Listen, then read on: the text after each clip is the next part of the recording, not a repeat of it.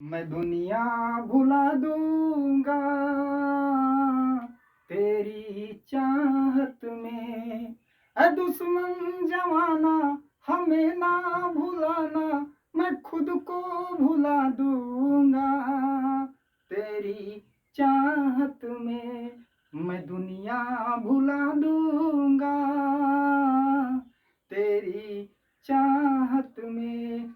नमस्कार दोस्तों, मैं हूं विकास कुमार हलचल, आपका साथी, आपका हमदम। आप लोगों को मेरे YouTube चैनल रैम्बो क्लासेस में आप लोगों को भरपूर स्वागत है। जी हाँ, तो पेशे खिदमत है।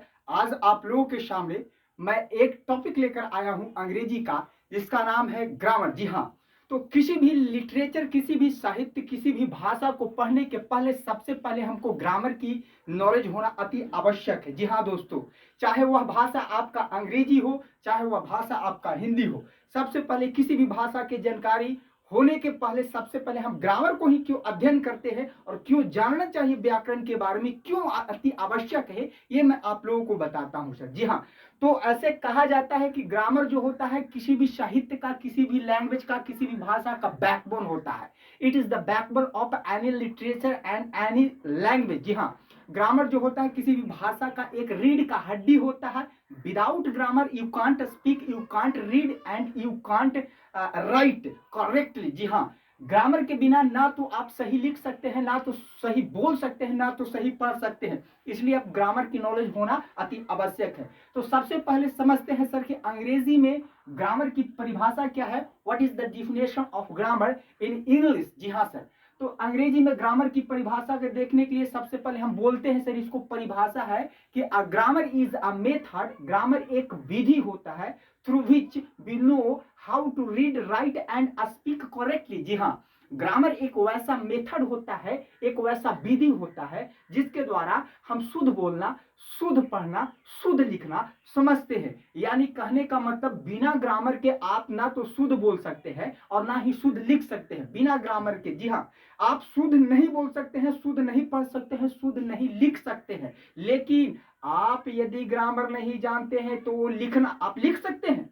बोल सकते हैं, पढ़ भी सकते हैं, लेकिन शुद्ध नहीं बोल सकते हैं। ये दावा करता है कौन? ये ग्रामर कहता है कि बिना ग्रामर के आप शुद्ध नहीं बोल सकते। जी हाँ, तो इसीलिए ग्रामर के काइंड्स यदि देखते हैं सर, ग्रामर की डिफिनेशन की, ग्रामर एक वैसा शास्त्र होता है, व्याकरण एक वैसा शास्त्र होता है जिसके द्वारा हम शुद्ध बोलना, शुद्ध पढ़ना, शुद्ध लिखना समझते हैं। अगर इसका क्लासिफिकेशन देखते हैं कि ग्रामर का काइंड्स कितना होता है, how many kinds of grammar, तो there are 5 kinds of grammar. Grammar को अंग्रेजी में 5 वर्गों में बांटा गया है दोस्तों। तो सबसे पहला जो आपका काइंड्स होता है उसको ऑर्थोग्राफी कहा जाता है। ऑर्थोग्राफी का हिंदी जो होता है आपका अक्षर विचार होता है। अक्षर विचार को हम लोग वर्ण विचार के नाम से भी जानते हैं। इसके बगल में देखिएगा गौर से, इसमें लेटर लिखा हुआ है, यानी कि ग्रामर का पहला ब्रांच जो ऑर्थोग्राफी होता है उसमें लेटर के बारे में अध्ययन करते हैं। लेटर को आप जानते हैं, लेटर का मतलब अक्षर, वो वाला लेटर नहीं जो प्रेमी प्रेमिका को दिया जाता है, उस लेटर की जिक्र नहीं कर रहे हैं। दूसरा जो है आपका इटमोलॉजी सर। इटमोलॉजी का मतलब होता है शब्द विचार। शब्द विचार का मतलब होता है वर्ड। इसमें हम वर्डों के बारे में अध्ययन करते हैं, वर्ड का मतलब शब्दों के बारे में अध्ययन करते हैं।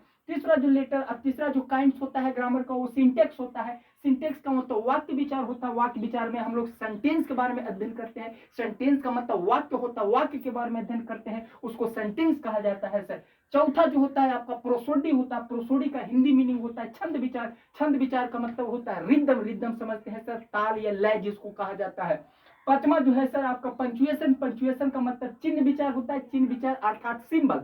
सिंबल का मतलब संकेत होता है। संकेत समझते हैं सर, अंग्रेजी में बहुत तरह के सिंबल होते हैं सर। जिस तरह जैसे आपका क्वेश्चन मार्क हो गया सर, इन्वर्टेड कॉमा हो गया सर, और डैश हो गया सर, कॉलन हो गया सर, सेमी कॉलन हो गया सर, इंट्रोगेशन मार्क हो गया। बहुत तरह के क्वेश्चन होते हैं, आपको सिंबल होते हैं, बहुत तरह के सिंबल होते हैं। तो ये कुल मिलाकर ग्रामर का अंग्रेजी में 5 भेद होता है सर, जिसको हम लोग जानते हैं ऑर्थोग्राफी, इटमोलॉजी, सिंटेक्स, प्रोसोडी, पंक्चुएशन। तो ये था आप लोगों का ग्रामर की परिभाषा और ग्रामर की ये था भेद। ग्रामर का 5 भेद होते हैं तो अंग्रेजी में। तो ज्यादा से ज्यादा इस चैनल को सब्सक्राइब कीजिए और इस वीडियो को शेयर दीजिए। एक शेयर आपका हमें उत्साह बढ़ाता है। तो धन्यवाद, फिर अगले वीडियो में मिलेंगे। नमस्कार।